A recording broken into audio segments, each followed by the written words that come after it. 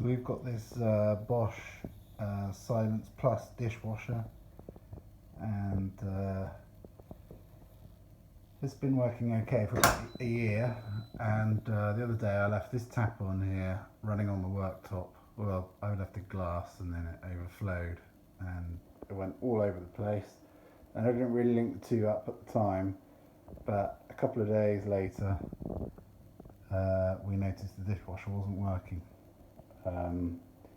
And I looked on the internet, and apparently in the bottom here somewhere is a leak detector. So it's like a little float down in the bottom, this grey plastic tray here, and if that's triggered, then the program is interrupted, and this light here with the little tap on flashes, and the pump in the bottom of the dishwasher runs over and over again, just cycling, and it's quite noisy because it's running dry most of the time.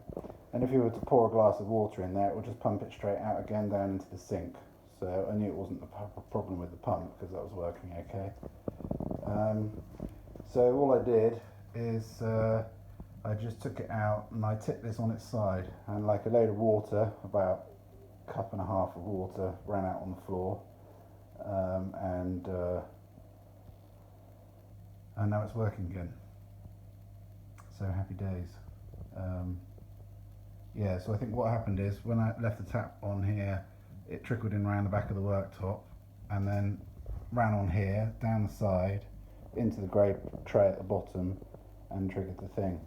So if your pump's running on your Bosch Silence Plus dishwasher, it could be that it's triggered the float switch in the bottom, which I've heard about on some other YouTube videos. And all you need to do is just tip it on its side, and hopefully that will sort things out. I just put a towel down on the floor first to soak up the water. Anyway, I hope that's useful to someone, and I'll try and find the YouTube video I watched, some American chap, and post a link and say thanks to him. Okay, thanks very much. Cheers. Bye.